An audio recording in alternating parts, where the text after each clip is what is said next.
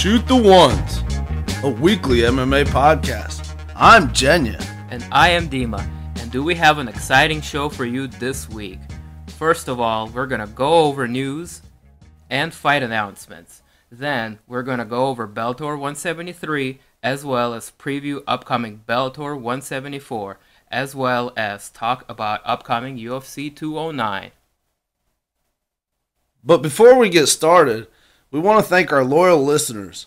We've received a lot of feedback and support for our podcast, Shoot the Ones. You guys can find us on SoundCloud, YouTube, iTunes, Stitcher.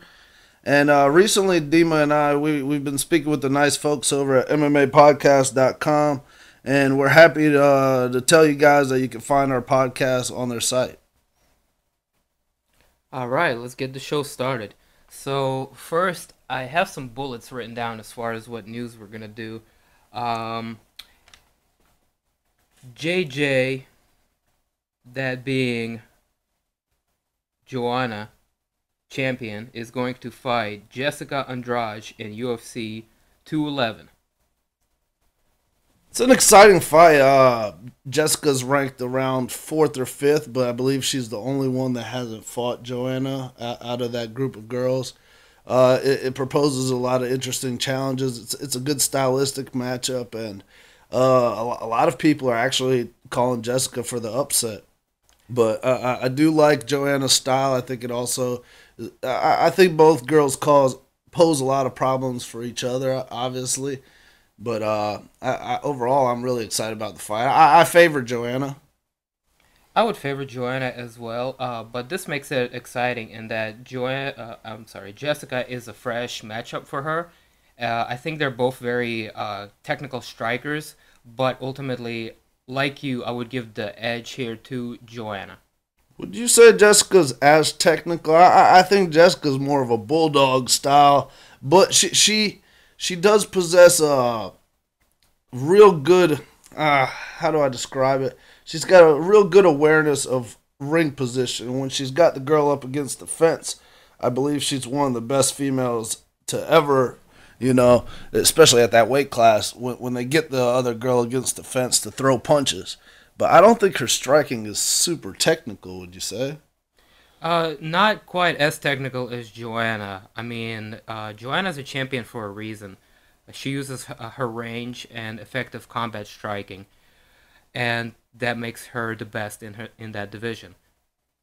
Good fight. I mean, one thing you can say about both girls is they have a lot of heart. So, neither girl is gonna come there to lose that night. So it's gonna be one of those real exciting fights. Do you know if it's a main event or?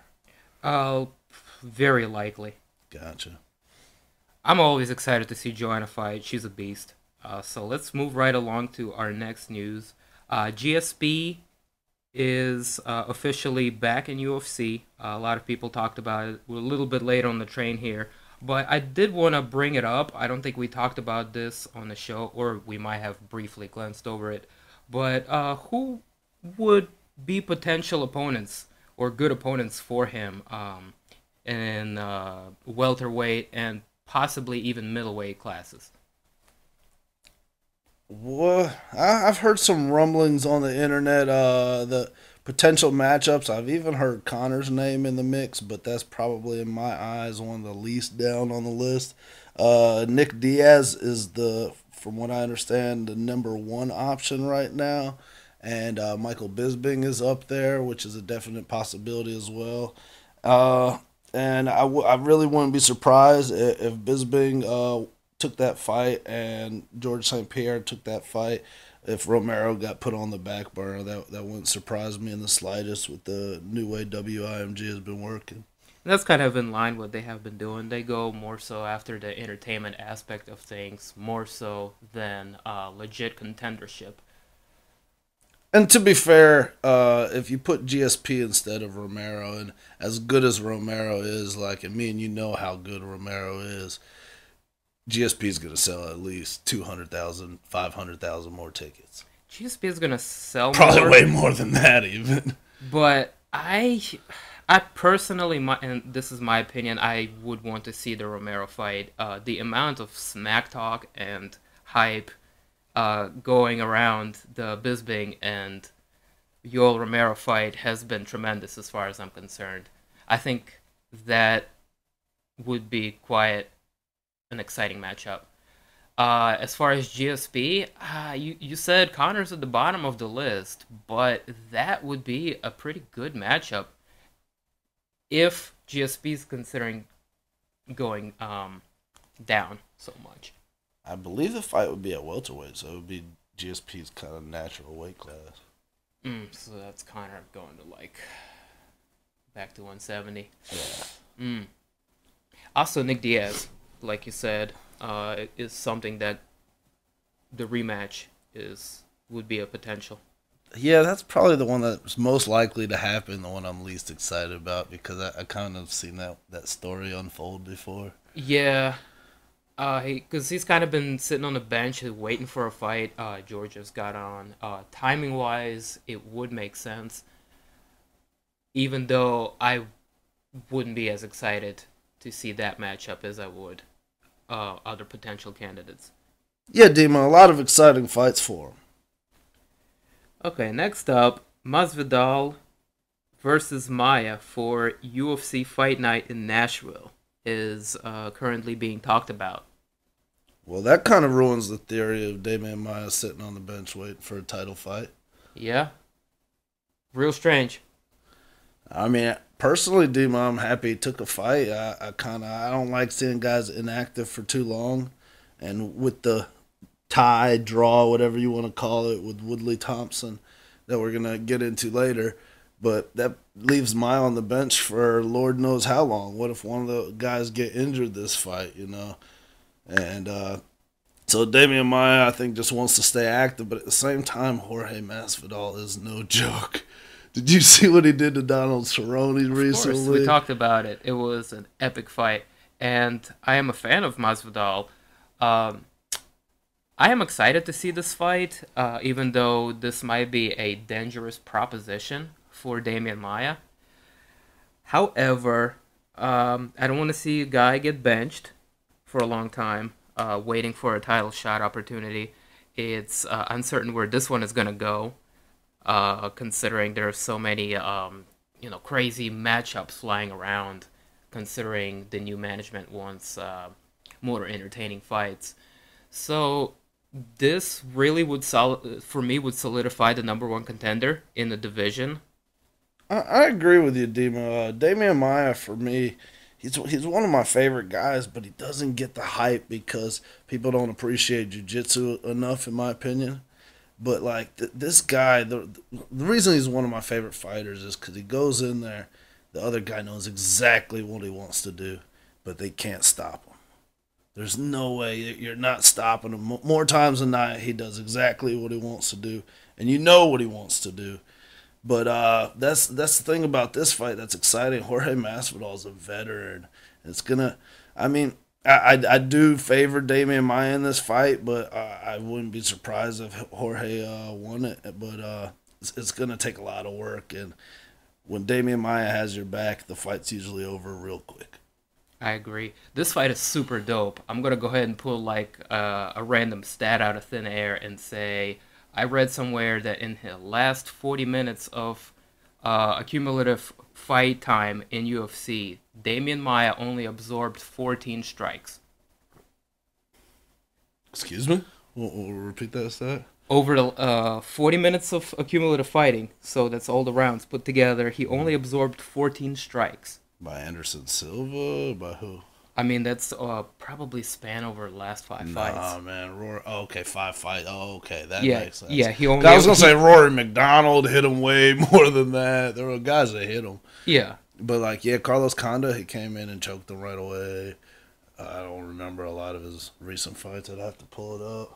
And going off of that, he doesn't get hit much. Jorge Masvidal is one of those guys that's able to find his target. He's very accurate. We saw this in Donald fight. So it's going to be very interesting to see how this one plays out. I'm very excited about this fight coming up. Yeah, Jorge is a smart fighter. I agree, Damian. He's going to come in with a good game plan for Damian. But like I said, it's hard. Even everybody knows what Damian wants to do, and it's really hard to stop. Hell yeah. Uh, so moving on in the news, Gian Volante is cleared to fight Rua this March. That's the second retroactive TRT exemption that they've given, correct, Dima? Correct. Yes. I, Cyborg being the first one. I'm happy about it because, like, when you look at the details, he had an inhaler. Isn't that like this guy's out there taking roids and, like, getting juiced? And I think this is his opportunity to fight Shogun. I think this is the fight that he needs for his career. I think like he's a really excellent fighter, but he needs to beat that name. I'm not super familiar on the details about his case as far as the inhaler.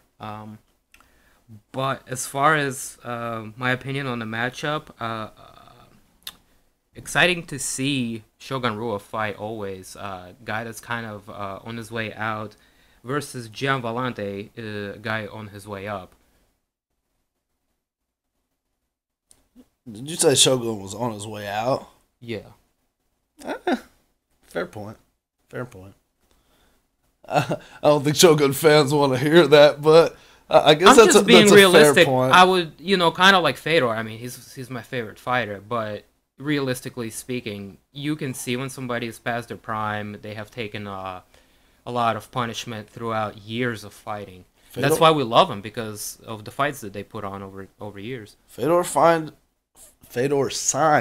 a 3-fight contract. Do you think that fight versus Mitrione that didn't happen counts as one of those fights since he got paid, to weigh in?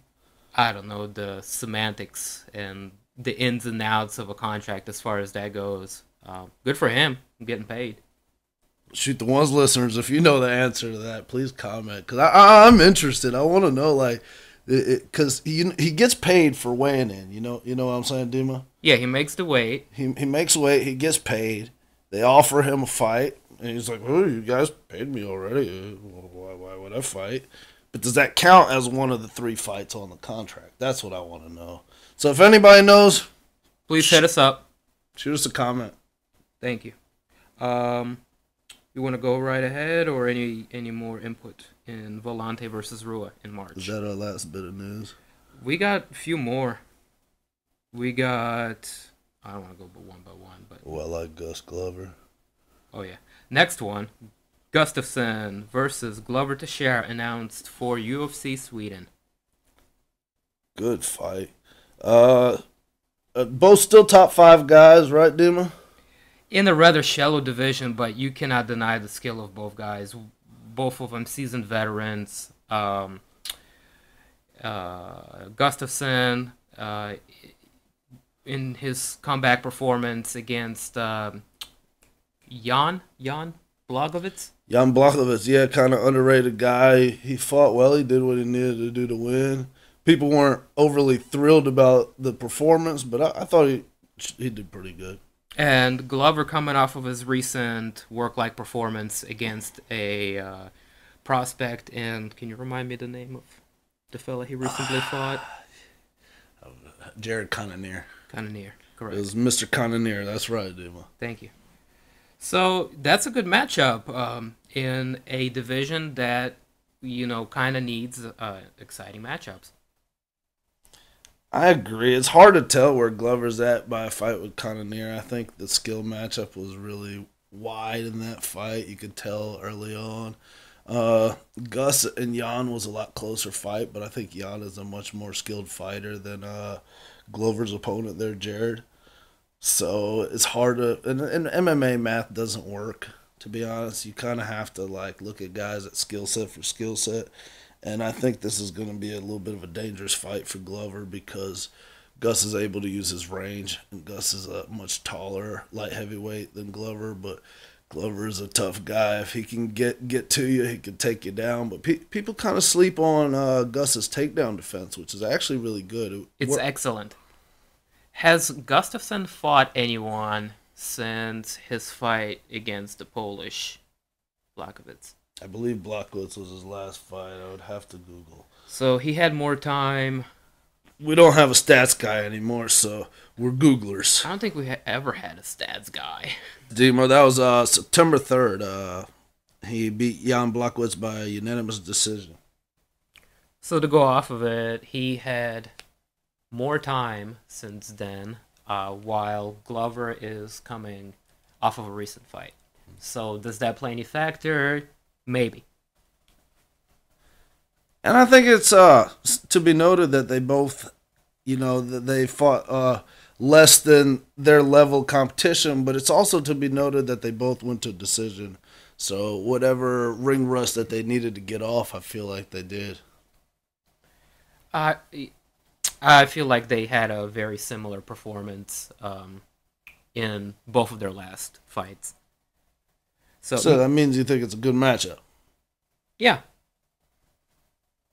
So moving right ahead, Tom Lawler suspended 2 years for performance enhancing drugs. Got popped by USADA for I think Osterine. I am no doctor. I don't know what any of this stuff means. I am just repeating what I heard or what I have read, rather. I have very little to add to that, but I know I do remember Tom Lawler a couple of years back bashing people that took steroids. So I don't know if he took a steroid or not. I don't know what the heck that is, but I do find it a little bit ironic. I briefly saw him on MMA Hour. He said the amounts of it in his system were very, very, very low. But with USADA's zero tolerance for anything, doesn't change the fact. Still gets 2 years. He is denying everything. Doesn't know how any of it got in the system. I don't know anything about steroids or much about performance enhancing drugs. So it is what it is. Tom Lawler suspended for 2 years. You have anything else to add? I don't even know what he took. Is it on the ban list? I mean, Yes. obviously, it's on the ban list, but like, is it considered a steroid? Is it a hormone? Or I don't think it has any medical use, so it lies in a category of just kind of strictly performance enhancing.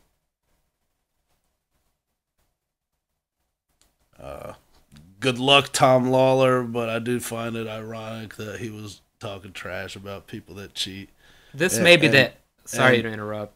this is alleged at this point. True, and with the ban, this might be the end of his career. I think he might be done fighting. Might have sounded like it on.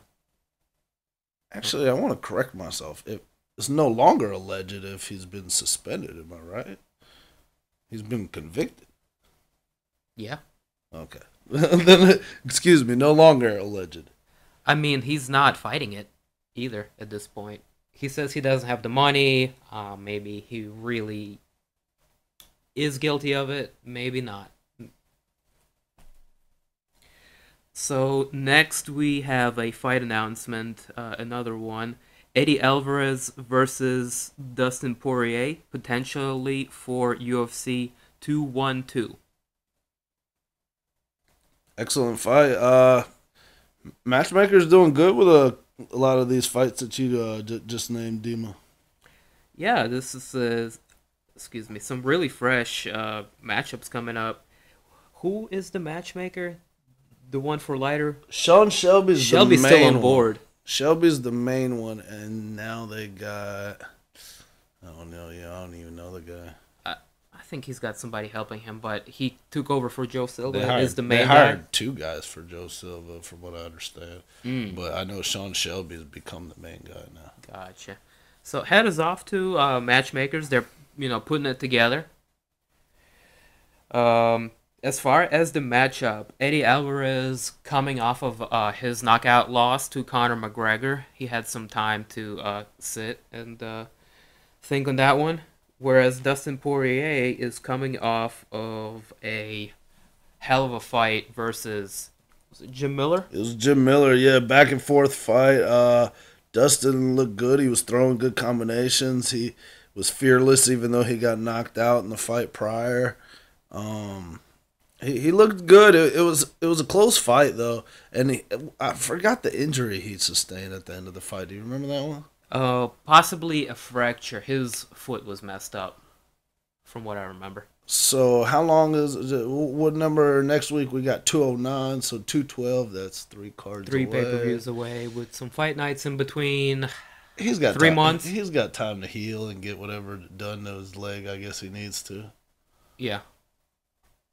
to Okay. where it won't affect him in the fight because Eddie Alvarez is. People are going to sleep on him because he got starched by Connor, but at the same time, Eddie Alvarez is no slouch, man. I expect this to be a good, close, even matchup. Would you say that was an upset? Connor over Connor Eddie. over Eddie? The way it happened, it was an upset. I don't think Connor over a lot of guys that are similar weight with his power is an upset because of his striking style. But nobody was expecting the fight to go down the way it was. 5 knockdowns for Conor McGregor, and Eddie Alvarez really had no chance in there. And I've never seen Eddie dominated quite like that. Definitely upsetting for Eddie Alvarez fans. So as far as this matchup goes, this is a good comeback fight for him, and this is a good fight for Dustin Poirier, as he's coming hot off of his win against Jim Miller.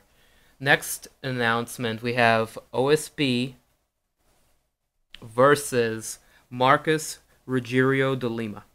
Any thoughts about that? Good fight. DeLima, I believe, is 4-1 in the UFC. He's exciting. But OSP has lost. He lost a cousin recently, and he's been losing some. But I still think he's got enough to beat DeLima in this one. Right on. I don't have much to add to this one other than I don't know much of Marcus Rogério de Lima, but OSP is always an exciting fighter. He's very explosive and has got the knockout power. So again, light heavyweight has some matchups going on, which is a good thing. Yeah, it's nice. Light heavyweight was struggling about a year ago this time, but they've always been kind of up and down, up and down. But light heavyweight's always got a lot of talent there because guys coming up from middleweight or coming down from heavyweight. I have a question for you. Do you know if the lid is closed on Misha Serkinov or? I don't know if it's closed, but from what I'm hearing in the whirlwinds, I think he's really close to signing to Bellator. Mm. I don't think the talks with UFC are going that well. I don't think they're continuing. I do know Nikita's already got a fight like booked in Russia. Yeah, he signed to EFN, which Eurasian Fight Night, which was the same promotion that Fedor fought Fabricio Maldonado in. Oh, the shady stuff. Yeah, a little bit of a strange one. It's got all the oligarch money backing. That's probably how he got his 10-0 record in like what 8 months or whatever, beating like cab drivers and shit before he got to UFC. I mean, it wasn't a bad one. It had like a lot of flashy entertainment. It had singers. It had that ridiculous commentator named Roman. Do you remember it? I didn't watch much of it. I did remember watching like the main event and like when Maldonado was beating at Fedor like to a pulp. The announcers, the Russian announcers, because me and you speak Russian, they were making it sound like it wasn't that bad. Like, oh, Fedor still got his wits about him. He's gonna be getting up any minute now.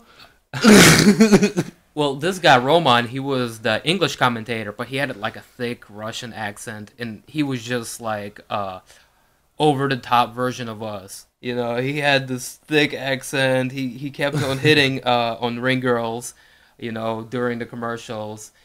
he asked them if they wanted vodka. He said all the off the top of the head, I don't remember, but he said a whole bunch of ridiculous shit. Oh, I missed that. I got it in the Russian broadcast somehow with the Russian broadcasters, and it was funny because they were denying like the fact that Fedor was getting. I mean, they were like, "Oh, Fedor took a punch," but they weren't like, "Oh, Fedor's absolutely getting his ass kicked this round." And then like when Fedor was winning, they're like, "Oh, Fedor looks great, classic Fedor. Look at that 1-2, 1-2 in the face." Fedor was barely there. But anyways, he won rounds 2 and 3. He did win rounds 2 and 3 in that fight. But he got slammed in the first one. He was getting like he was pretty much knocked out, but the ref was gonna let him die in there. before he called that fight. That was a little bit upsetting, to be honest. I think if they were more judicious with 10-7s, 10-8s, that round would have got a 10-7. That was pretty bad. Anyways, without going into the deep, murky waters of Russian MMA officiating, the last fight announcement. It's true. The last fight announcement that just came in today is Claudia Gadelha versus Carolina Kovalkiewicz, made official today. You're right, Dima, because we could go into shady Russian officiating and Russian MMA for probably a whole episode. So let's get into that fight. That's obviously the next progression. Gadelha versus, I suck at names, but Kovalkiewicz. Kovalkiewicz. That's close. Yeah. Carolina. Good fight. It makes sense. Yeah, definitely a good fight. I'm a fan of Carolina since her last fight with Holly? No, she fought for the title last, I believe. Oh, she shit, fought Joanna. Which was a close fight. It was very competitive. Decision, and she had Joanna hurt. Remember, she actually had Joanna hurt. Worse than Joanna had her hurt the whole fight. But Joanna won 85% of that fight. Like a good majority of that fight. It's coming back to me now. Very true. Mm-hmm. So is that all the fight announcements, Dima? That's kind of covers it. What I wanted to talk about, going right ahead, Bellator happened last weekend. Bellator 173 happened in Ireland. Kind of a strange one with all of the change-ups in the main event. Yeah, Dima, I'm not gonna lie to you. I tried to watch it start from the main card. I watched the first fight, Lahare versus Fletcher. Fletcher was a guy who used to be in the UFC, and that was a good fight. Lahare fought back from adversity, got hit real hard. He found a way to get a rear naked choke. But to be honest with you, right after that fight, I fell asleep during the Snead Kavanaugh, Conor McGregor and Artem's teammates fight. Mm. I fell asleep during that one, so I did miss a lot of the action. And me and Dima went back and rewatched Liam McGarry versus Brett McDermott, so we could talk a little bit about that one too with you guys. And that was pretty much a one-sided beatdown. I think McDermott was very last minute replacement. I think he was the third replacement from Liam's original opponent. That is accurate. Originally, I believe it was Irishman Landry Fields. Then it was Serbian Filipovic, no relation to Mirko. And third was this gentleman that came in off of 2 days, Brett McDermott, I believe was his name. The Spartan is his nickname. Yeah, still a fight. Still a fighter with a winning record. I think he was 7-3 or 7-4 coming into this fight, and my hat is off to him for taking a last-minute fight and a challenge like Liam. And this to me shows two things, Dima. It shows one, Bellator did not want to cancel another main event like last week. Two, it shows that they really wanted, they went out there, they had a strategy for like when things were going to go wrong, if this guy pulls out, they had to go actually to plan C for this one. Oof. 2 times in a row would be very rough, so I think they went an extra mile to really make this thing happen. But at the end of the day, it was a little bit of a mismatch. Yeah, Liam just ran through this guy. It was competitive maybe in the first 30 seconds, minute, where both men exchanged jabs, but the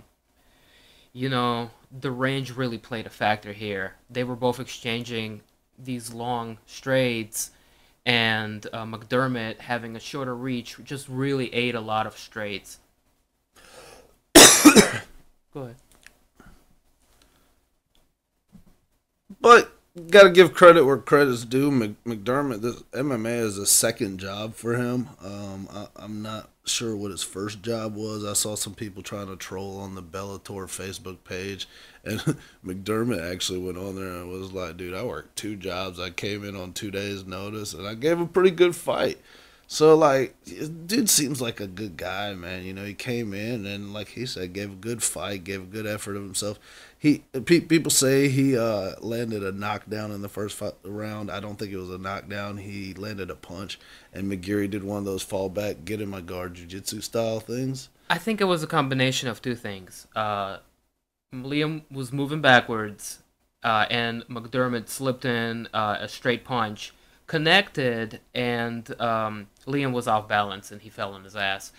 He wasn't knocked out or hurt or any of that. He was in it the whole time, so nothing of significance there considering the outcome. The fight gets stopped between rounds. And you kind of gotta know McGeary kind of wants McDermott to get in the guard. He's real comfortable there. McGeary's more than likely going to submit McDermott for. He was comfortable wherever the fight went. What was the question you just asked? I don't remember. I don't think I was asking a question. Damn, I messed that up. Anyways, moving ahead, we are going to quickly preview the next Bellator card before getting into the meat and potatoes of this podcast, UFC 209, which we are all very excited about. So coming up this weekend before the big one, we have Bellator with women's the premiere of the women's 145 belt in Bellator. This is, I think, the third.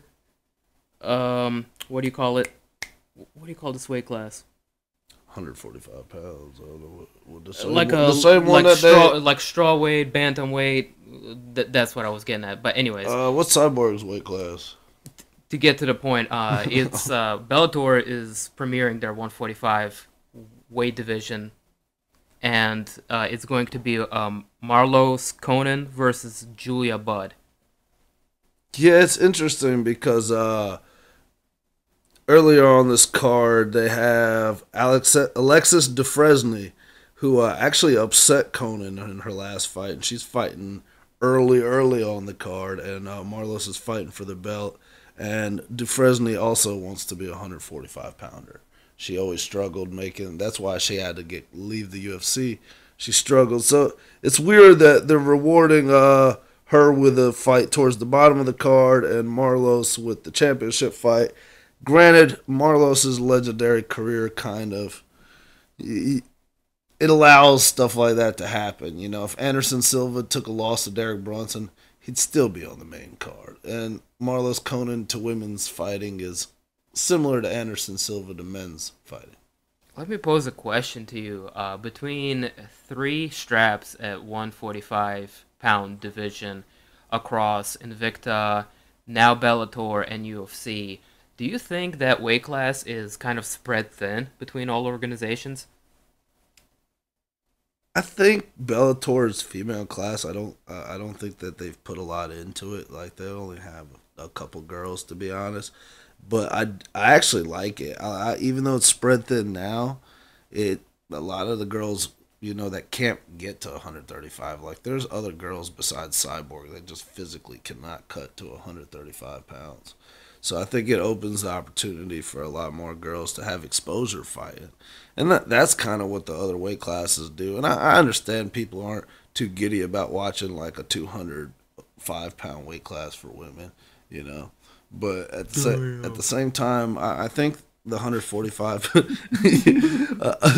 I think the 145-pound women still show a lot of technique. Wouldn't you agree, Dema? I don't know. I wouldn't mind seeing Big Bertha at 205, laying ass whooping on somebody.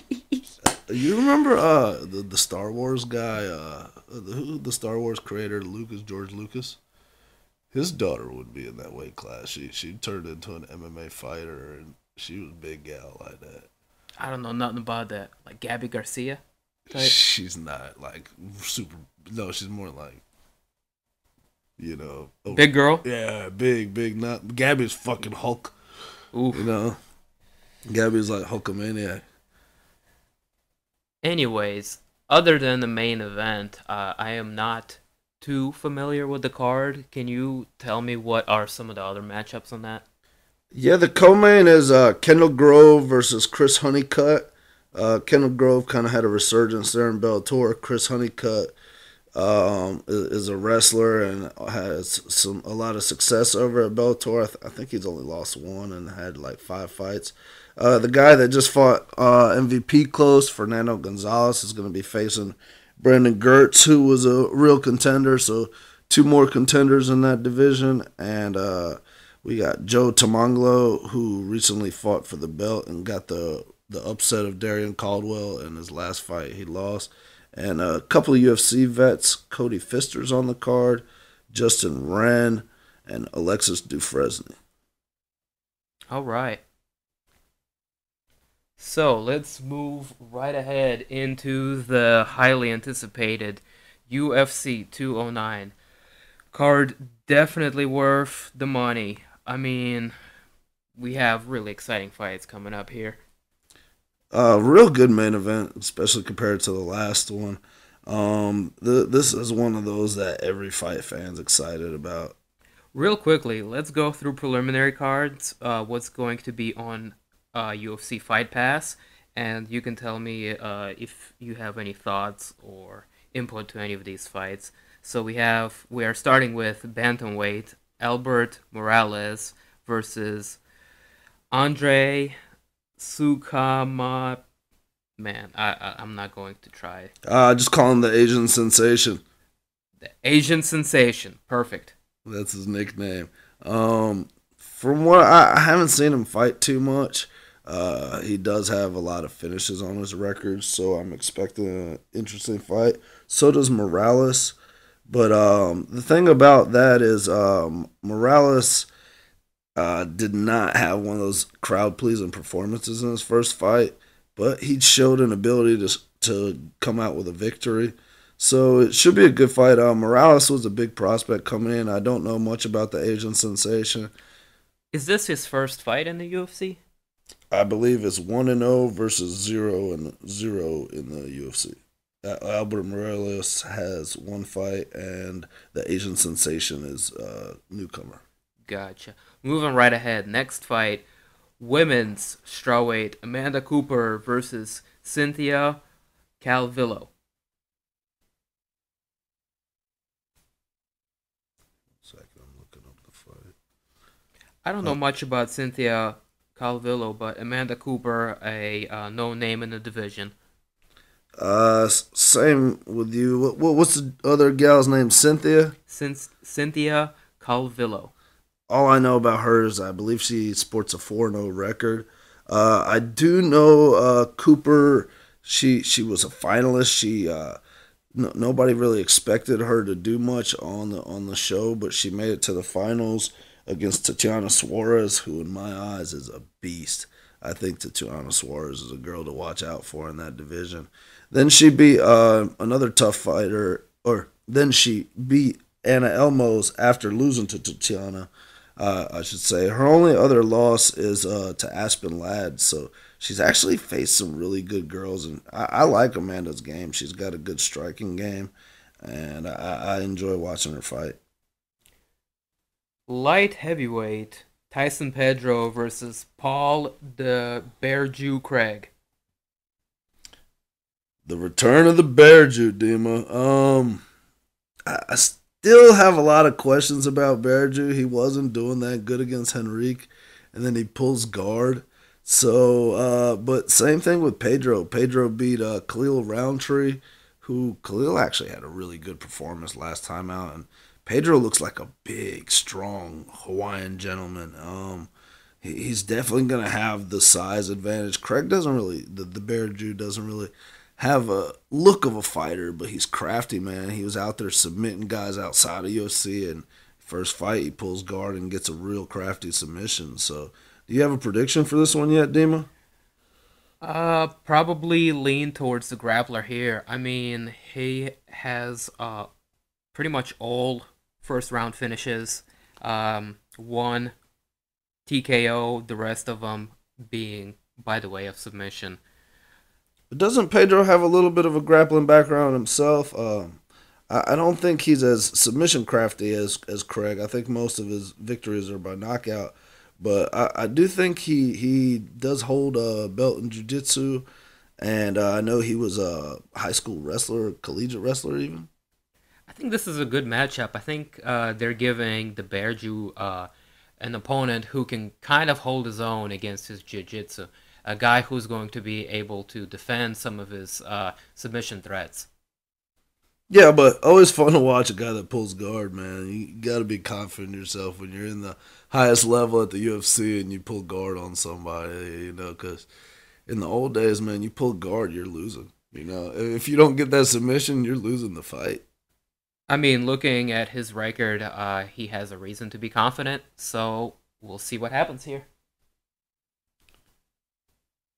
Next fight on the card, Mark Godbeer versus Daniel Spitz. I don't have a whole lot on this one. I know Godbeer is 0-1 in the UFC.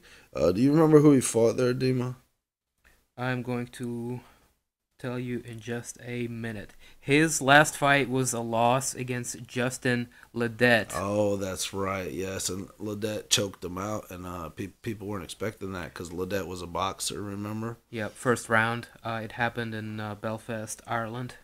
And Ledet got popped for something in USADA right after that fight, actually. So, who knows? But at the same time, Godbeer was not very impressive in that fight. Does the result get reversed if he got popped?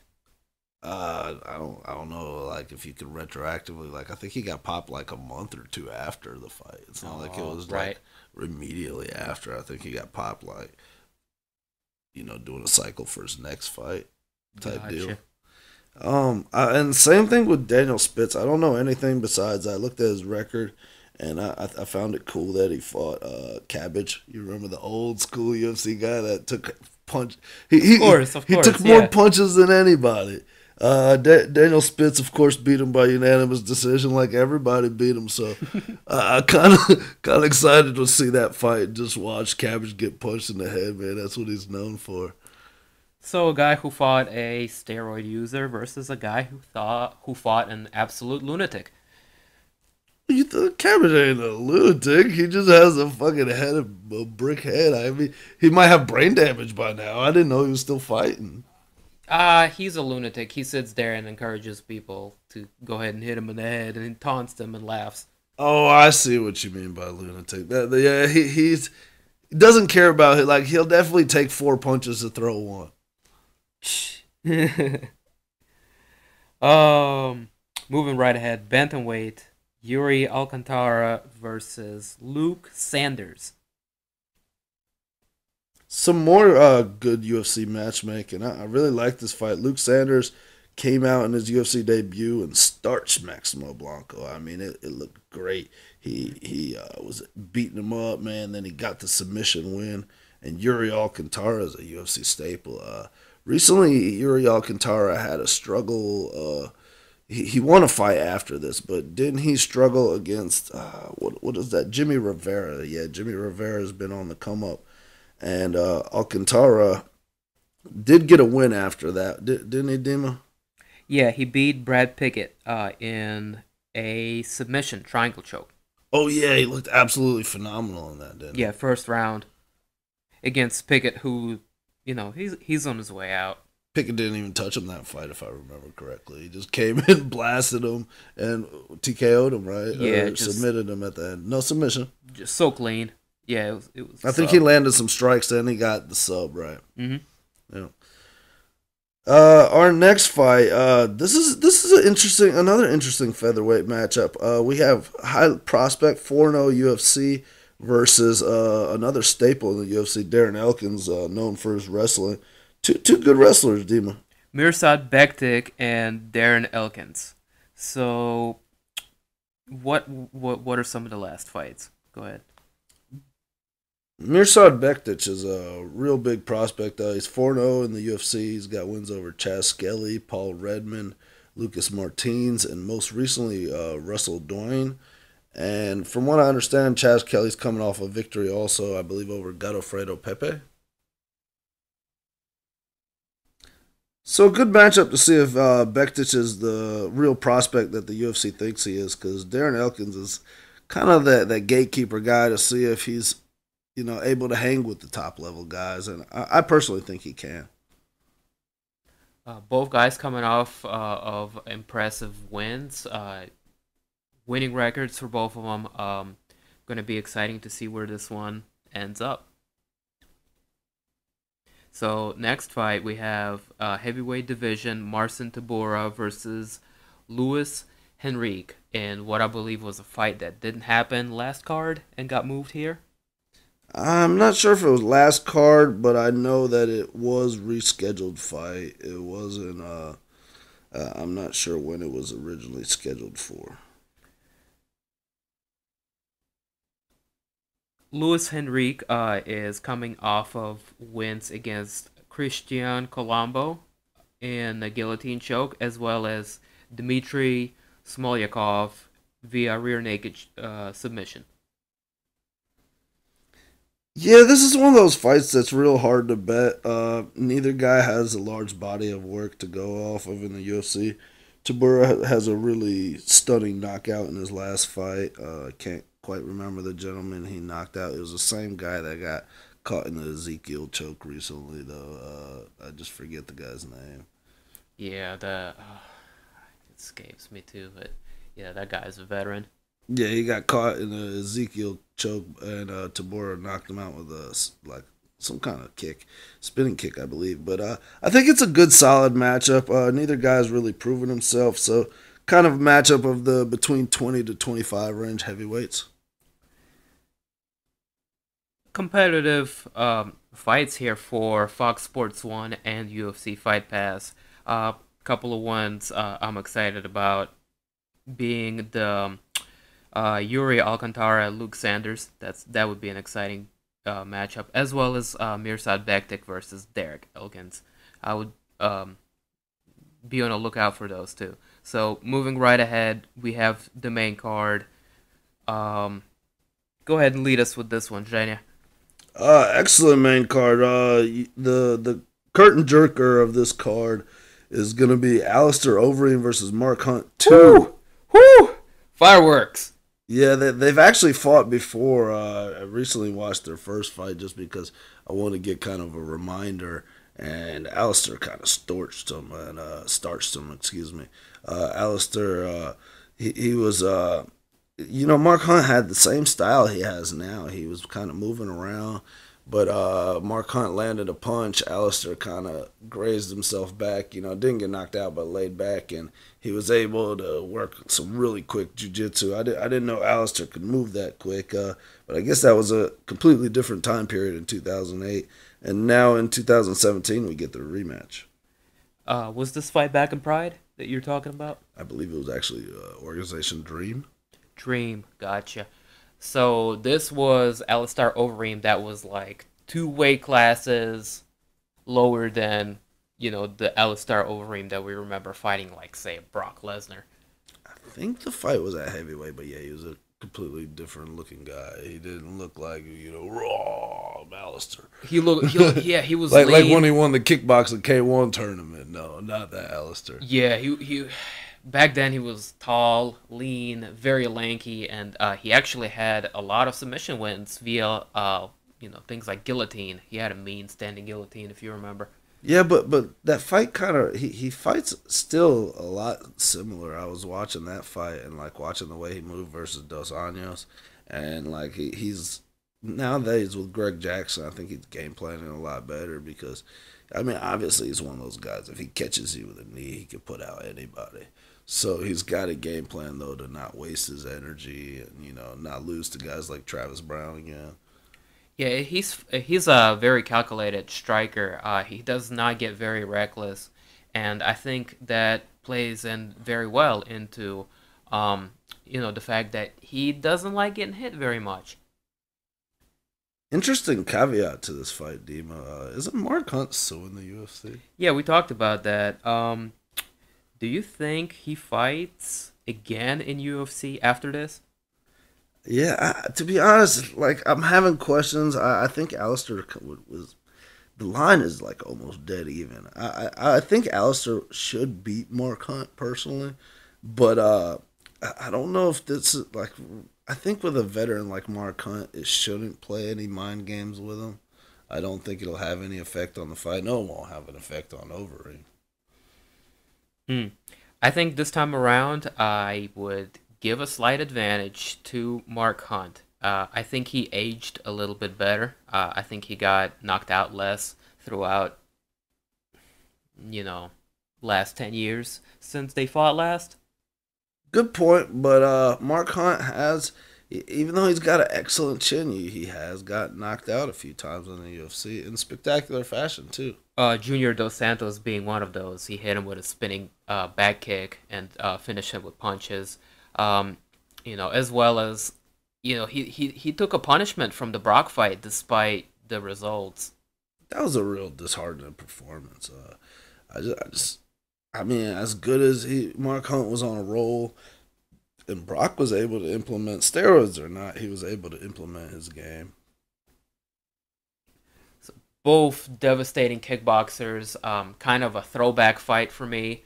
Um, a longtime fan's dream matchup, wouldn't you say? Yeah, excellent rematch. I think they're different fighters now. I think they're gonna approach the fight differently. I don't think Alistair's gonna be as quick on the ground, but I think Alistair's just as dangerous on the ground for Mark Hunt. And if I had to make a prediction, I would say Alistair by submission. Hmm. Again? Yeah, I think Alistair submits him again. I think using a different, not by armbar obviously, but I think it might be an arm and triangle choke, something like that. It's very interesting. Overeem does show improved wrestling, so you might be onto something. But we all know how I feel about Overeem. I personally, I'm not a big fan of the guy. I always kind of like to root against him. Um, at the same time, I'm a big fan of Mark Hunt, and I think him going back to his Pride days, what a resurgence he had in the UFC, the ups and downs. Um, I'm really looking forward to this fight, and I'll be rooting for Mark Hunt. If I have to make a prediction, well, let's do predictions. So let's for the next five, we'll make predictions at the Mm-hmm. end.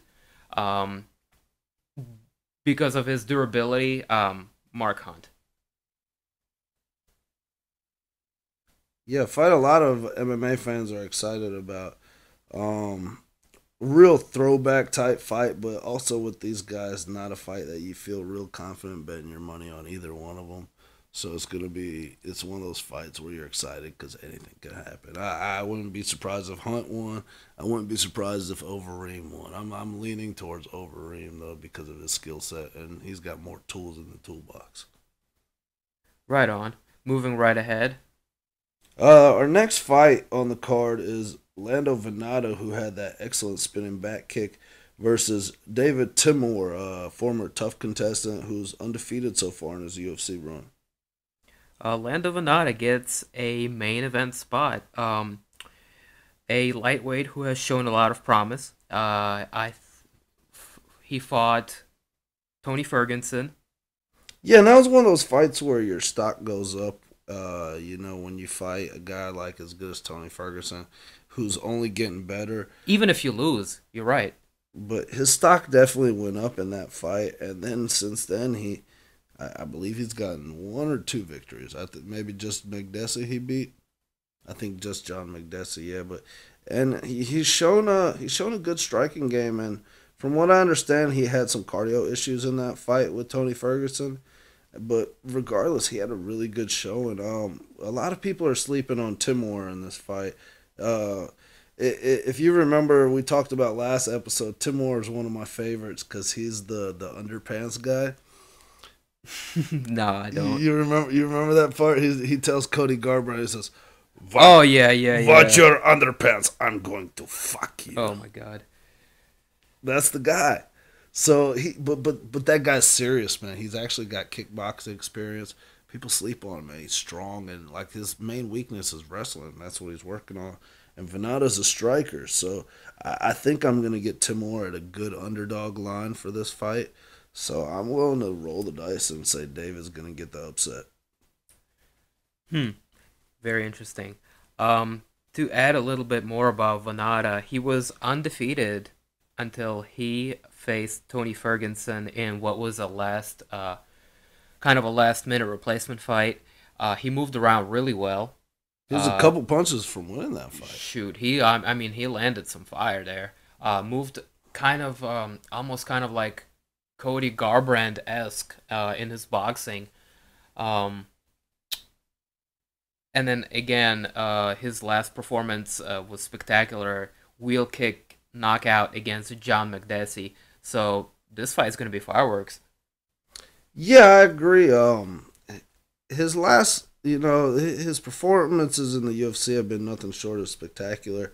He's a good fighter, so I'm not downgrading him. I don't have a reason. I just think that people are going to be really high on him, and you're going to get a great line on Timur if you bet him. But Veneta has been great in the UFC. He was seconds away from beating Tony Ferguson, and he made it a really exciting fight. From what I've heard him talk about Dema in interviews, I heard he kind of gassed a little bit. He gassed himself out because Ferguson brings a really high pace, a super high pace. And he said that's something that he's been working on because he knows he's going to be fighting guys like Tony in the future, or Khabib, who bring a much more ferocious pace than some of these lower ranked guys in that division. So real quickly, let's do predictions. I have Lando Groovy Venata over David Timur.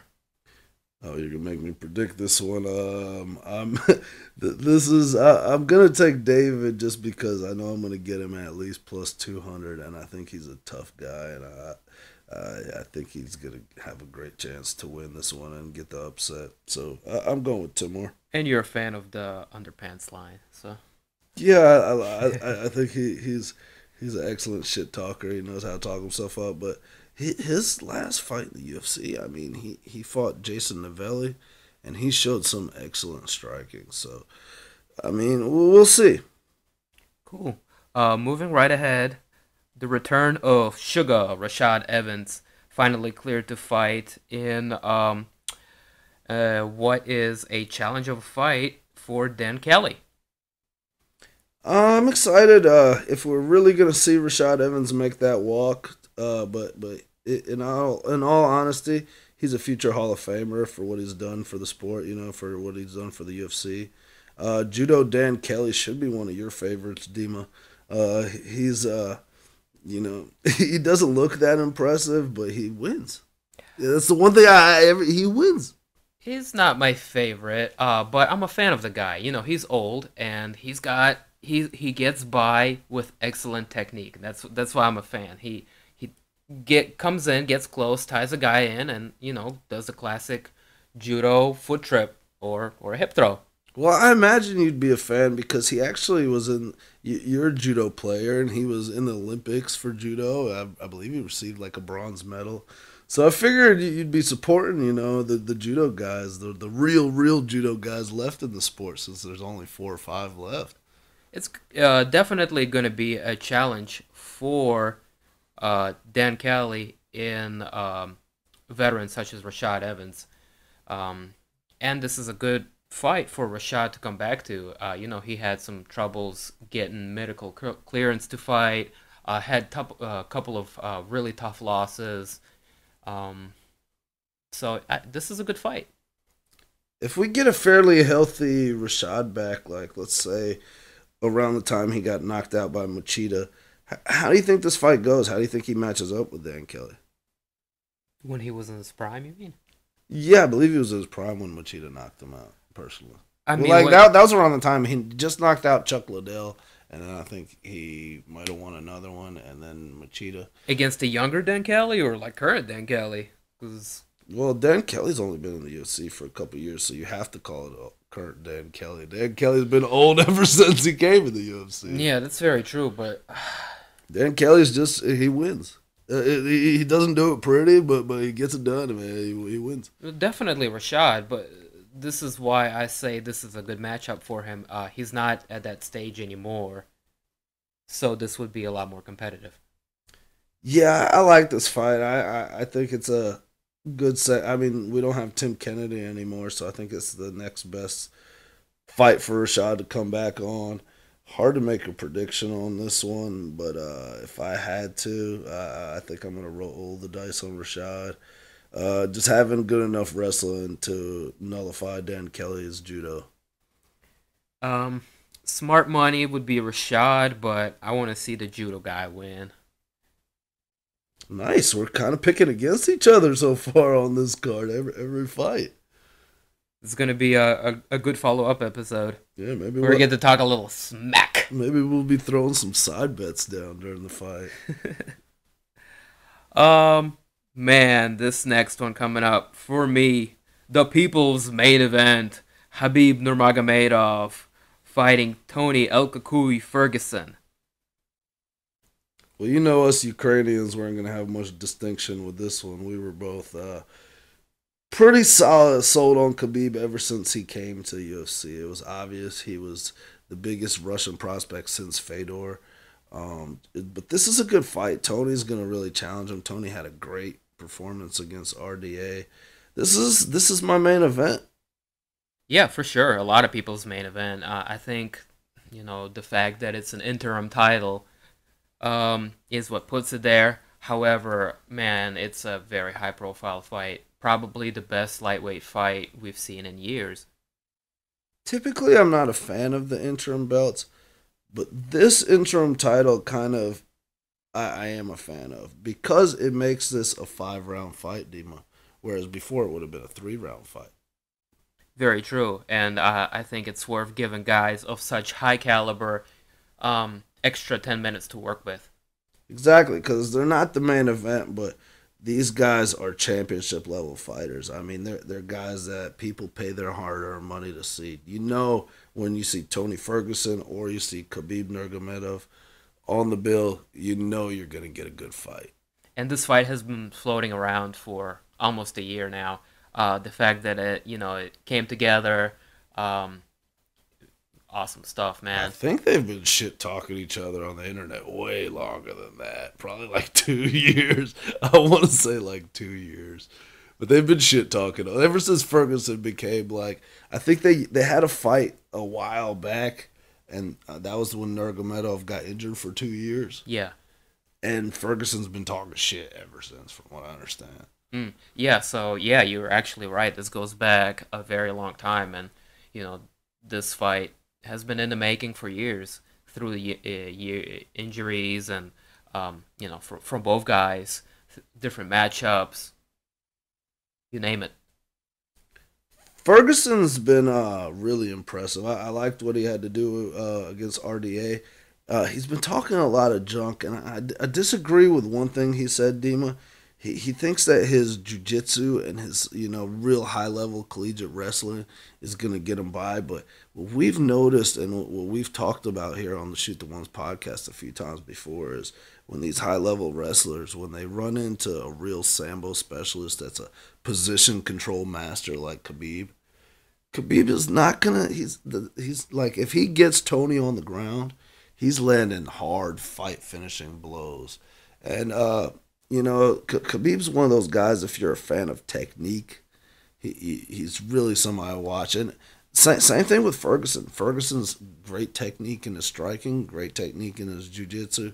But from what we've noticed, and I've noticed watching a lot of these Sambo players, the great Sambo usually cancels out the other person's good jiu-jitsu and wrestling. And he's able to positionally control the fight where it needs to be in his advantage.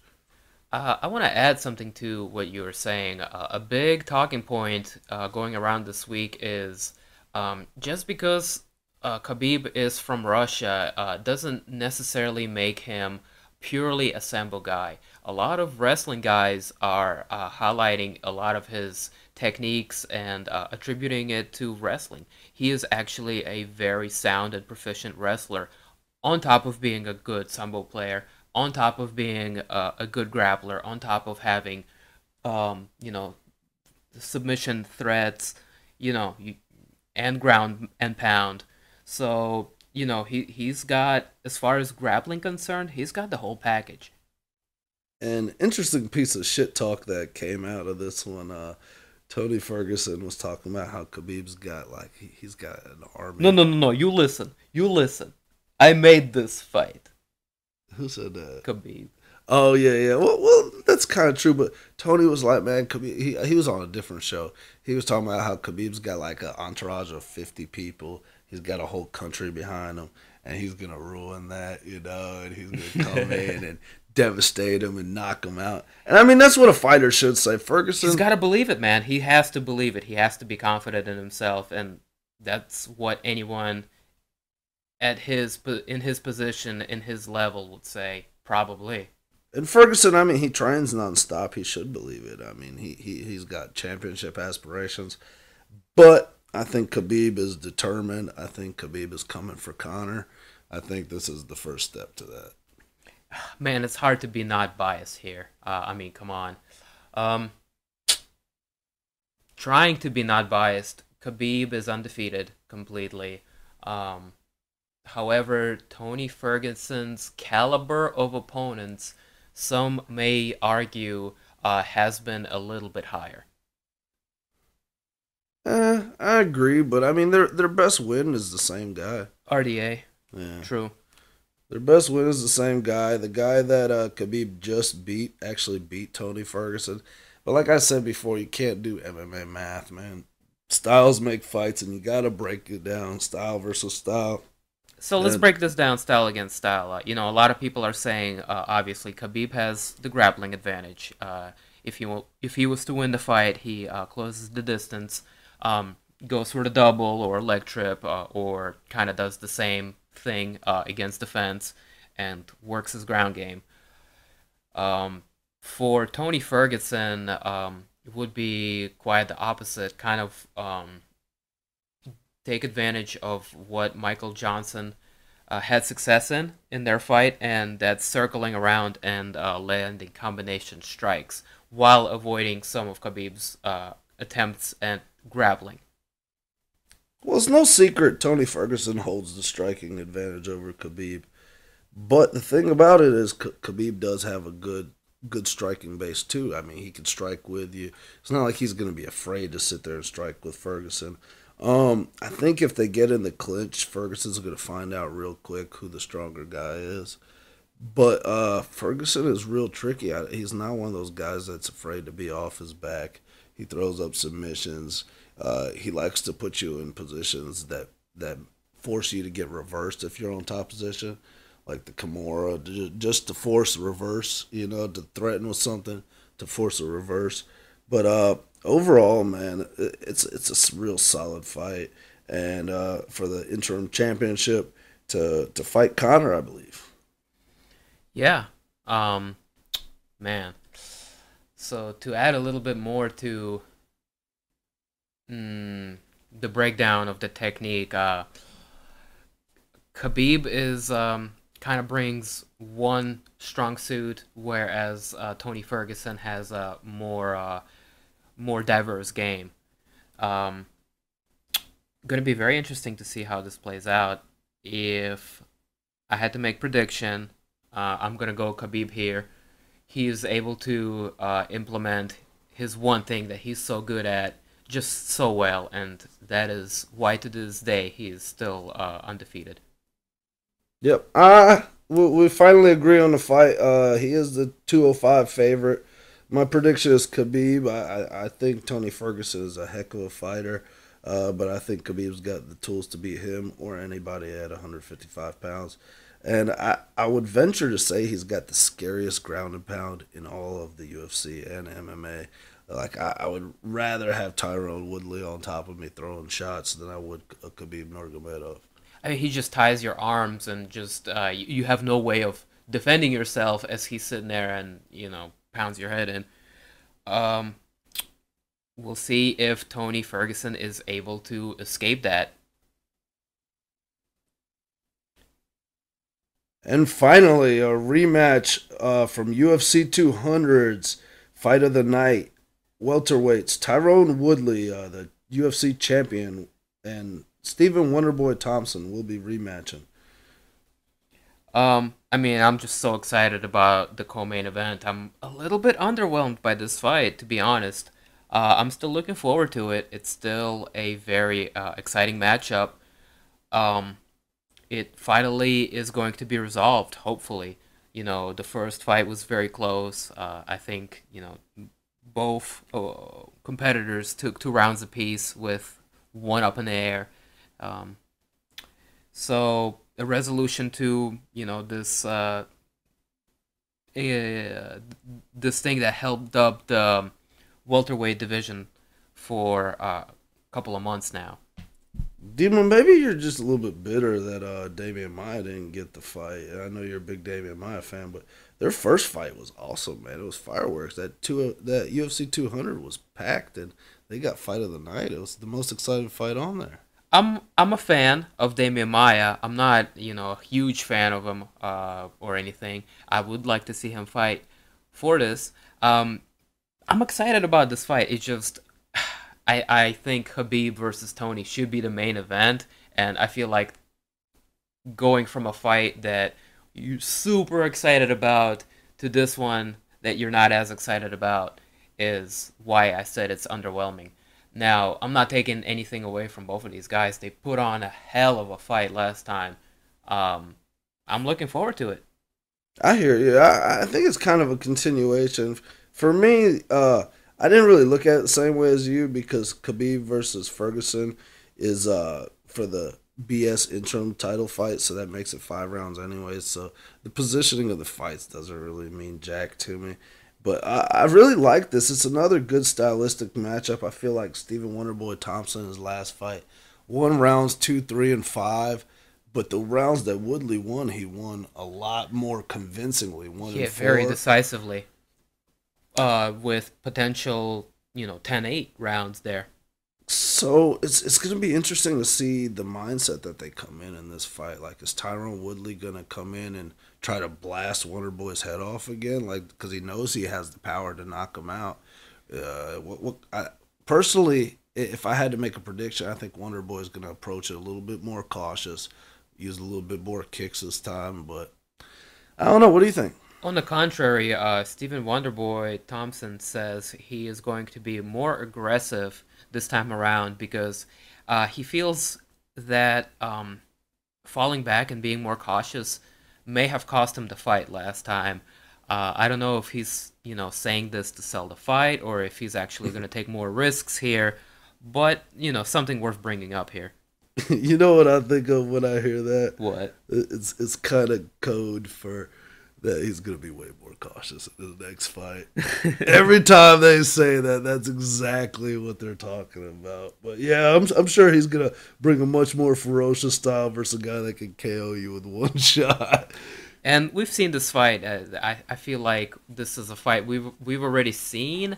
Whereas Habib and Tony is a fight that's been in the making for years, and we as fans have just been really salivating over. Yeah, but let's stick to this fight. It's a real good fight. I mean, it means a lot for the UFC. Do you think Wonderboy can avenge? Actually, I can't say avenge because it was a draw. It was a real close fight. Let's talk about how they match up a little bit. Tyrone Woodley is going to threaten him with a takedown, and kind of, I think he's going to take advantage of what won him the later rounds in their previous fight. I think he might avoid striking more and focus on what got him there, his wrestling. Yeah, the way that I kind of look at it, Dima, is Tyrone Woodley holds a huge advantage in wrestling. Stephen Wonderboy Thompson, during his MMA career, is not going to be able to close that gap in wrestling. However, what he has been able to do is develop a really good counter wrestling game, which works for him and allows him to do his stand up more. I think stylistically it's a good fight because Woodley's gonna be trying to get in there, and I'm really curious more to see the way that Woodley approaches this fight. But I do think we're gonna see a much more cautious approach from Thompson, who's one of the best strikers in all of MMA. And Thompson, with his striking background, is kind of a master of using the range. That's where his ability to deflect a lot of people's attempts at grappling and wrestling comes from.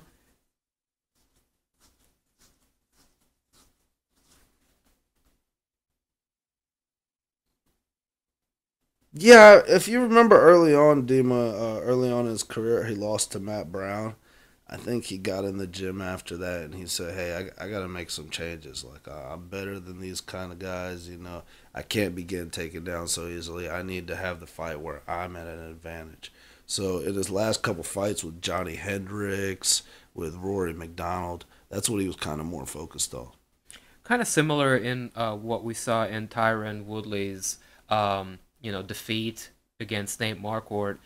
He came back like a bat out of hell and was training ferociously and kind of was very determined not to allow that to happen ever again. I agree. If it's anything like the first fight, we're in for a treat. A lot of people give him shit. He says he complains a lot, but I actually like Tyron Woodley, despite his complaining nature. He brings a good fight. He's very explosive. He has very tremendous wrestling.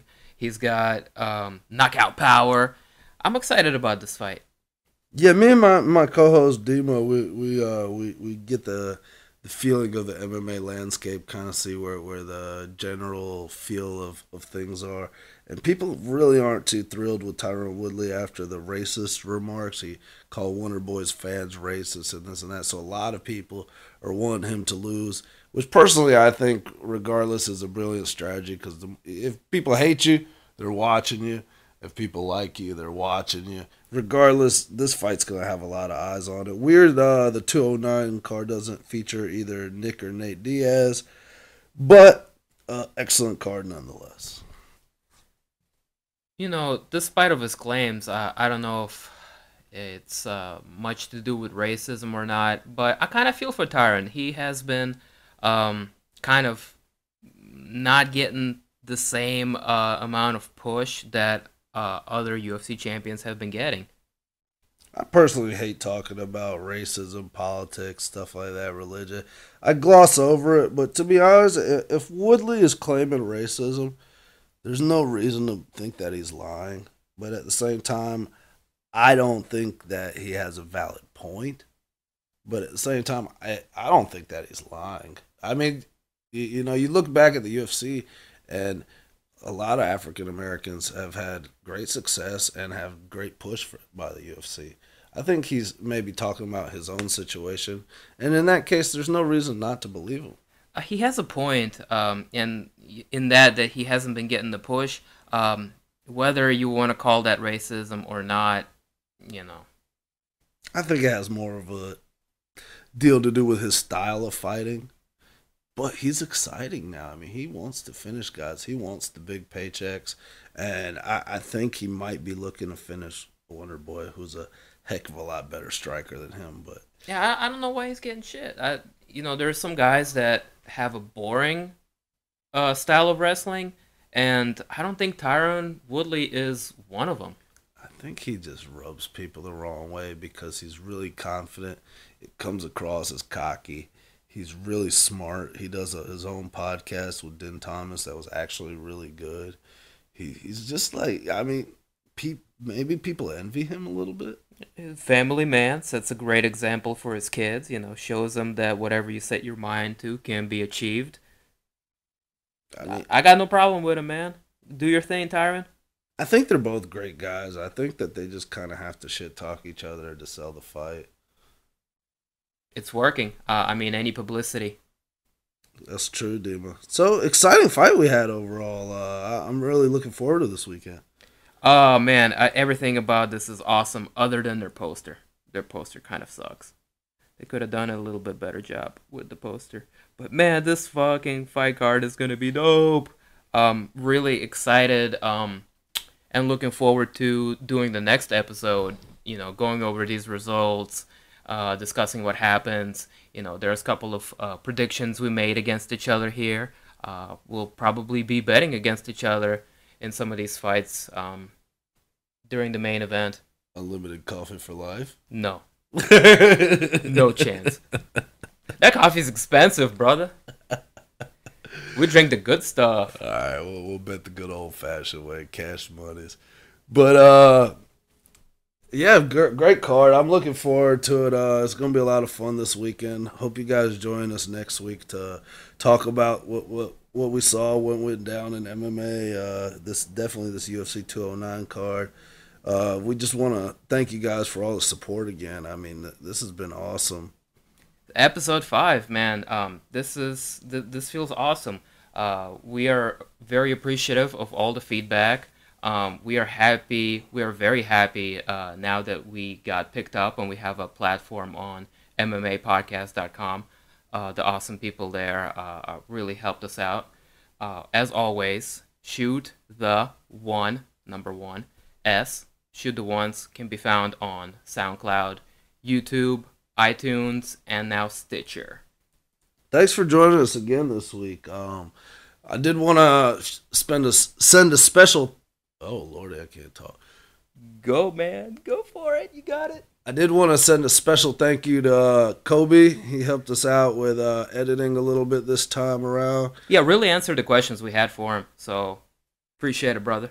And just everybody else that left us comments and stuff and feedback. Like, we're always our goal is to always get better. We don't have a real big head about ourselves. I mean, we love MMA, but at the same time, we know we're not like the most experienced podcasters ever. And even though we both have skills that will definitely help us in carrying a good podcast, this is definitely a little bit new to us. Wouldn't you say so? Yeah, we're definitely not polished, but as you said, we are working to get better. And I am having a lot of fun doing this.